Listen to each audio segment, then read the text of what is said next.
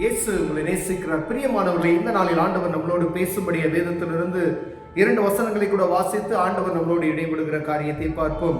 அது 1 பேதுருவின் புஸ்தகம் 2வது அதிகாரம் 24, 25 வசனங்கள் இப்படியாக சொல்கிறது.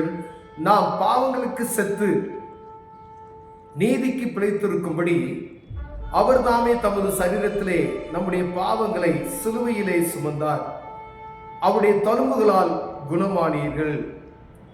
சிதறுண்ட ஆட்டுகளைப் போல் இருந்தீர்கள், இப்பொழுதோ உங்கள் ஆத்துமாக்களுக்கு மெய்ப்பெரும் கண்காணிமானவரிடத்தில் திருப்பப்பட்டிருக்கிறீர்கள். சிதறுண்ட ஆடுகளைப் போல் இருந்தீர்கள், இப்பொழுதோ உங்கள் ஆத்துமாக்களுக்கு மெய்ப்பெரும் கண்காணிமானவரிடத்தில் திருப்பப்பட்டிருக்கிறீர்கள். பிரியமானவர்களே, நம்முடைய பாவங்களுக்காய் ஆண்டவராகிய இயேசு கிறிஸ்து சிலுவையில தன்னை ஒப்பு கொடுத்தார் என்பதை நாம் அறிந்திருக்கிறோம். பாவத்துக்கு, நம்முடைய பாவங்களுக்கு செத்து நீதிக்கு பிழைத்திருக்கும்படியாய் அவர் தாமே சிலுவையில ஒப்பு கொடுத்தார் என்று போற்றப்படுகிறது. அப்படின்னா நம்ம பாவத்துக்கு செத்து நீதிக்கு பிழைக்க முடியாது. நம்ம மனிதர்கள், ஒவ்வொரு எந்த மதத்தாரா இருந்தாலும் சரி, எல்லாருக்கும் தான் ஒருவேளை அந்த கிறிஸ்துவின் அன்பை ஏற்றுக்கொண்ட ஒவ்வொருவரும் இதை புரிந்து கொள்ள வேண்டும். பாவத்துக்கு செத்து அப்படின்னு சொன்னா நம்மளோட பழைய பாவங்களெல்லாம் நீங்க என்ன பாவம் செஞ்சிருந்தீங்கன்னாலும் சரி, இயேசு கிறிஸ்துவை அறிந்து கொண்டு அவர் சமூகத்தில் நீங்கள் வருவீர்களானால் பாவ மன்னிப்பு நிச்சயத்தை பெற்றுக்கொள்ளலாம். பிரியமானவர்களே, ஏன்னா பாவத்துக்கு செத்து நீதிக்கு பிழைக்க முடியாது. ஆண்டவராகிய இயேசு கிறிஸ்து தன்னையே பலியாக ஒப்பு கொடுத்தார் என்று வேதம் சொல்லுகிறது. அவர் நம்முடைய பாவங்களை அவருடைய தழும்புகளால சுகமாக்கினார். எப்படிப்பட்ட காரியமா இருந்தாலும் சரி, அவருடைய தழும்புகளால் நம்ம சுகமாய் இருக்கிறோம் அப்படின்னு சொல்லி இரத்தத்தினால மீட்டு கொண்டு இருக்கிறார். நம்முடைய பாவங்களை முற்றிலும் கழுவி இருக்கிறார். பிரியமானவர்களே, 2024 ஆண்டுகளுக்கு முன்பதாய் ஆண்டவராகிய இயேசு கிறிஸ்து இந்த பூமியில வந்த பொழுது அவர் மனுரூபம் எடுத்து வந்தார். மனிதனுடைய பாவத்துக்காய் தன்னை பலியாக ஒப்பு கொடுத்தார். ஒவ்வொரு நாளும் இந்த சுவிசேஷத்தை நாம் கேட்டுக்கொண்டே இருக்கிறோம். ஆனால் உணர்வுள்ள இருதயம் உண்டா என்பதை பார்க்கும்படி ஆண்டவர் அவர் வருகை வரைக்கும் இதை தொடர்ந்து பிரசங்கித்துக் கொண்டு இருக்குவதற்கு ஆங்காங்கே ஆட்களை ஏற்படுத்திக்கிட்டு, போதர்களை ஏற்படுத்தி, சுவிசேஷர்களை ஏற்படுத்தி இந்த சத்தம் எப்படியாவது ஜனங்களுக்குள் போய் சேர வேண்டும் என்கிற ஒரு நோக்கத்தோடு ஆண்டவர் செயல்படுத்திக் கொண்டிருக்கிறார். பிரியமானவர்களே, மனிதர்கள் பாவத்துக்கு மரித்து நீதிக்கு பிழைக்கும்படியா ஆண்டவர் விரும்புகிறார். உலகம் பாவத்தில் மூழ்கி கிடக்கிறது என்று நாம் அறிந்திருக்கிறோம். எங்கும் சூழ்ந்திருக்கிறது உலகம். நம்மை சுத்தி இருக்கிற எல்லா காரியமும், எதை பார்த்தாலும் ஒரு வித்தியாசமான காரியம் தான். பார்த்துங்க, அதுல நீங்க பரிசுத்தமாய் வாழணும் அப்படின்னு சொன்னீங்கன்னா ஆண்டவராகிய இயேசு கிறிஸ்துவின் ரத்தம் மாத்திரமே பரிசுத்தமாய் ஒரு மனிதனை வாழ வைக்க முடியும். பெரிய எப்படிப்பட்ட பாவியாக இருந்தாலும் சரி, மதுபானத்துக்கு அடிமைப்படுத்தப்பட்டவனா இருந்தாலும் சரி, எப்படிப்பட்ட பாவத்தில் இருக்கிற ஒரு மனுஷனை இயேசு என்ற நாமம் விடுவித்து அவனை பரிபூர்ணமாக்க முடியும். பிரியமானவர்களே, அதை நாம் அறிந்து கொள்ள வேண்டும்.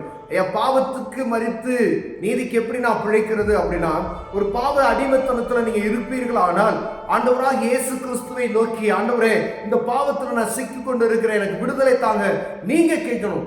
நீங்க கேட்கும் பொழுது உங்களுக்காய் பரிந்து பேசுகிற ஊழியர்கள் உண்டு. உங்களுடைய நீங்க ஒரு காரியத்தை சொல்லுறீங்க அப்படின்னு சொன்னா அந்த காரியத்துக்காய் ஜெபிப்பாங்க. ஆனா மன விருப்பத்தோடு ஒரு காரியத்தை விட்டு நீங்க விலகுவதற்கு தேவ சமூகத்தை நோக்கி பார்க்கணும். அது மதுபானம்ன்றது ஒரு உதாரணத்துக்கு நான் சொல்றேன். டிவி பார்க்கறது, உலகத்துல இப்ப பாத்தீங்கன்னா கிறிஸ்தவ குடும்பத்துக்குள்ள அடிமைப்படுத்தப்பட்டு கிடக்கிற ஒரு பயங்கரமான ஆவி என்ன அப்படின்னு சொன்னீங்கன்னா டிவி. இந்த டிவி பார்க்குற இடத்துல பார்த்தீங்கன்னா சாயந்தரம் 6 மணிக்கு டிவி ஆன் பண்ணாங்கன்னு வச்சுங்களேன், 10 மணி 11 மணி வரைக்கும் என்ன செய்றாங்க? டிவி தான். பரிசுத்தத்துக்கான இடமே அங்கே கிடையாது. ஏன்னா பரிசுத்த ஆவியானவர் ஆளுகை செய்ய விடாதபடிக்கு உங்க வீட்டுக்குள்ள என்ன செஞ்சான்? அவன் ஆளுகை செய்து விடுகிறான். பிரியமல்ல, உலகத்தினுடைய காரியங்கள் முழுவதும் ஆளுகை செய்து விடுகிறது. உங்க சிந்தனைகள் அடிமைப்பட்டு போய் விடுகிறது. நீங்கள் பரிசுத்தமாய் வாழ்வதற்கான அந்த வாழ்க்கையை கெடுத்து விடுகிறது. அப்ப பாவத்துக்கு எத்தனை தடவை தான் மறிச்சு பிழைச்சிக்கிட்டே இருப்போம். அதாவது ஒரு மனிதன் மரித்து நீதிக்கு பிழைக்கிறான், மரித்து திருப்பி நீதிக்கு பிழைக்கிறான். ஆண்டவர் அடிக்கடி கடினப்படுத்தி பிடரியை கடினப்படுத்துகிற மனிதன் செய்வான். சடிதில் நான் சொல்றேன், அடிக்கடி கடிந்து கொள்ளப்பட்டும் தன் பிடரியை கடினப்படுத்துகிற மனுஷன் சந்ததியில் நாசம் அவன் வேதம் சொல்லுகிறது பிரியமான. ஒருவேளை ஆண்டவர் ஒரு காரியத்தை குறித்து உங்ககிட்டயோ என்கிட்டயோ பேசிக்கிட்டே இருப்பாரு. இதுல கவனமா இது அவனுடைய ஜெப நேரத்தை கெடுக்கிறது, உன்னுடைய பரிசுத்தத்தை கெடுக்கிறது. ஏதோ ஒரு பயமான ஒரு சூழ்நிலை அதை பார்த்தா உங்களுக்கு தோணுது அப்படின்னு சொன்னா, இது பாவமான ஒரு காரியத்தை பார்த்தா இறுதியில் திக்குன்னு அடிக்குது பார்த்தீங்களா?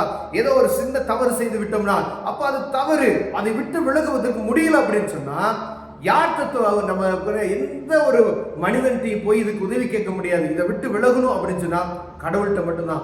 நீங்க தேவ சமூகத்துக்கு வருவீர்கள் ஆனால் உங்கள் பாவங்களுக்காய் அவர் சிந்தின அந்த ரத்தம் உங்களை மீட்டுக் கொள்ளும் பிரியமே. மீண்டும் அந்த பாவம் உங்க வாழ்க்கையில வராதபடிக்கு அவர் மாத்திரமே கிழக்குக்கும் மேற்கும் உள்ள தூரத்தை போல இந்த பாவத்தை என்ன தூக்கி போட்டுருவார். நீ நினைத்து கூட பார்க்க முடியாத அளவிற்கு ஆண்டவர் அப்படி செய்வார் பிரியமானவரே. ஆனா நாம கேட்கணும். ஒருவேளை பரிந்து பேசுறவங்க இருக்கிறாங்க, நீங்க மனதார இந்த பாவம் என்னை விட்டு வெளியே போகணும் ஆண்டவரே அப்படின்னு சொல்லி நம்ம கேட்கும் பொழுது ஆண்டவர் அதுக்கு என்ன செய்வாரு? அற்புதங்களை செய்ய வல்லமையுள்ளவர். ஒருவேளை அவங்க நான் இந்த மாதிரி காரியம் இருக்கு எனக்காண்டி ஜெபம் பண்ணிக்கிங்க அப்படின்னு சொல்லி வாயார சொல்லிவிட்டு இருதயத்துக்குள்ள என்ன செய்யறதுல அந்த பாவத்தை குறித்ததான வெளியே போகணும், இந்த பாவம் என்னை விட்டு வெளியே போகணும் அப்படின்னு நினைக்கிறதுல. சிகரெட் குடிக்கிறாங்க பார்த்தீங்களா, அவங்க சிகரெட் குடிக்க கூடாதுன்னு நினைப்பாங்க. ஆனா ஒரு வாரம் ஓட்டுருவாங்க, திருப்பி என்ன செஞ்சிருவாங்க, திருப்பி யாராவது ஃப்ரெண்ட்ஸ்களோட சேரும்போது குடிச்சிருவாங்க. ஆனா தேவ சமூகத்துக்கு போய் தன் நாவினாலே அறிக்கை செய்ய வேண்டும். இயேசுவை நோக்கி பார்த்த ஆண்டவரே, இந்த பழக்கம் எனக்கு இது தீய பழக்கமா இருக்கிறது, இதை விட்டு வெளியே வருவதற்கு எனக்கு உதவி செய்யுங்க அப்படின்னு. ஒவ்வொரு காரியத்தையும் ஏதோ ஒரு காரியம், அநேக காரியங்கள் பாவமான காரியங்கள் உண்டு. ஒருவேளை இதுதான், ஒருவேளை பெரிய பெரிய காரியம் தவறு செய்தாதான், சின்ன சின்ன காரியம் இச்சைன்றது பயங்கரமான ஒரு காரியம். பார்த்துங்க, வெளியே தெரியாது, வெளியே நம்ம எப்படி வேணாலும் நம்ம வெளியே இருந்துக்கலாம். ஆனா இருதயத்துக்குள்ள காணப்படுகிற இச்சை, இந்த பாவம் சாகணும், அப்பதான் நீதிக்கு பிழைக்க முடியும் பெரியமானவர்களே. ஒருவேளை இது ஒரு நாள் அனுபவம் கிடையாது. நீதிக்கு பிழைக்கின்ற ஒரு காரியம் ஒரு நாள் அனுபவம் கிடையாது. நீங்க போய் ஆண்டவரை அறிந்து கொண்டீங்க, மூழ்கி ஞானஸ்தானம் எடுக்கிறீங்க, பாவத்துக்கு மரித்து நீதிக்கு நான் பிழைக்கிறேன் என்று சொல்லி ஆண்டவரை ஏற்றுக்கொண்ட ஒவ்வொருவரும் ஞானஸ்தானம் எடுத்து பழைய மனிதன் ஒளிந்து விட்டான் என்று சொல்கிறோம். ஆனா அது ஆரம்பிக்கிறது, நீங்க நமக்கு தோன்றுகிற, நமக்கு தென்படுகிற, நம்ம இருதயத்துக்கு தவறாக தோன்றக்கூடிய என்னென்ன பாவம்லாம் இருக்கிறதோ, இது பாவம் நமக்கு இருதயத்துக்கு தோணும் போது அதை விட்டுறணும். அப்ப அறிந்து கொண்டோமானால் அவர் சமூகத்துல போய் ஆண்டவரே, இது எனக்கு என்னுடைய நேரங்களை வீணடிக்கிறது, ஆண்டவருக்கு எனக்குள்ள தூரத்தை அதிகப்படுத்தி கொண்டு இருக்கிறது, அப்படி உங்க இருதயம் தோணுகிற காரியத்துல நீங்க என்ன செய்யணும்? நடத்த விட்டு ஆண்டவர் சமூகத்துக்கு ஓடி வந்து பிரியமானவர்களே, அவர்கிட்ட நீங்க கேட்கணும் அந்த காரியத்தை. ஆண்டவரே, இந்த காரியம், குறிப்பிட்ட காரியம் எனக்கு டிஸ்டர்பன்ஸா இருக்கு, ஆண்டவருடைய சமூகத்தை கிட்டி சேர விடாதபடிக்கு இந்த காரியம் எனக்கு டிஸ்டர்பா இருக்கு அப்படின்னு சொல்லி தேவ சமூகத்துல நீங்கள் கேட்பீரானால் ஆண்டவர் அதை விடுவித்து காக்க வல்லமையுள்ளவராய் இருக்கிறார் பிரியமானவர்களே. ஆண்டவரே அதுக்கு அற்புதம் செய்கிறவர். பாவத்துக்கு மரித்து நீதிக்கு பிழைக்கின்ற அனுபவம் ஏதோ நம்ம வாயளவு சொல்லிவிட்டு ஆண்டவர் என்னை மன்னித்து விட்டார் போய் அப்படின்றது கிடையாது. அந்த பாவத்திலிருந்து விடுவிப்பதற்கு நான் என்ன முயற்சி செய்கிறேன், நீங்க என்ன முயற்சி செய்யுங்க. இந்த காரியத்தில் அடிமைப்படுத்தப்பட்ட மனிதன், ஒரு தனிப்பட்ட ஒரு மனிதன், அவனுடைய சொந்த இருதயத்தினுடைய எண்ணம் எப்படி இருக்குது ஆண்டவர் பார்க்க வல்லமையுள்ளவராய் இருக்கிறார். அப்ப நீங்க விடணும், நீங்க மனதார இந்த பாவத்தை விட்டு வெளியே வர்றதுக்கு ஆசைப்பட்டு அவர் சமூகத்துல போய் கேட்கணும். ஆண்டவர் உங்களை ஒரு குறிப்பிட்ட இடத்த போய் இந்த காரியத்திலிருந்து விடுவிக்கணும்னு சொல்லி ஜெபம் பண்ணுவோம். என்னங்க, நிறைய வாலிபர்கள்லாம் மதுபானத்துக்கு போதைப் பொருளுக்கு அடிமைப்பட்டு விடாது கூட படக்கூடாதுன்னு சொல்லி ஜெபம் செய்து கொண்டு இருக்கும். ஆனா அவங்க என்ன செய்யணும் முடியும், அவங்களுடைய குடும்பங்கள் என்ன செய்யணும், அதுக்கு உத்தரவாதம் எடுக்கணும். அப்பதான் நம்ம செய்யக்கூடிய காரியத்துக்கு ஒரு முழுமையான ஒரு தீர்ப்பு வரும் பிரியமானவர்களே. அப்ப தேவ சமூகத்துல ஆண்டவரே, இந்த பாவத்துக்கு மரித்து நீதிக்கு பிழைக்கிற அனுபவம் என்னுடைய வாழ்க்கையில வரணும் அப்படின்னு சொன்னா அது எதெல்லாம் கடைபிடிக்கணும், எதெல்லாம் விடணும்னு சொல்லி நம்ம பார்க்க முடிய ஆண்டவர் விரும்புகிறார். கண்களை மூடுவோம். ஜெபம். அன்பின் தகப்பனே, ஆண்டவரே, பாவத்துக்கு மரித்து நீதிக்கு பிழைக்க தேவனுக்கு கிருபை பாராட்டுவீராக. என் கண்களுக்கு காணப்படுகிற, தென்படுகிற இருதயத்துல இது பாவம் என்று சொல்லப்படுகிற எல்லா காரியத்தையும் விட்டு நாங்கள் விலகி போவதற்கு நோக்கி பார்த்து ஆண்டவரே, இது பாவம், என்னை விட்டு வெளியே போகணும்னு சொல்லி எங்க நாவால் அறிக்கை பண்ணுவதற்கு எங்களை இருதயத்தை பலப்படுத்துங்க. அதுக்கான ஞானத்தை தாங்க ஆண்டவரே. அப்பா, அந்த பொல்லாத உலகத்துல இருக்கிறோம் ஆண்டவரே, இப்படிப்பட்டதான காரியத்திலிருந்து விடுவித்து காத்துக்கொள்வீராக. இயேசுவின் நாமத்தில் பிதாவே, ஆமென்.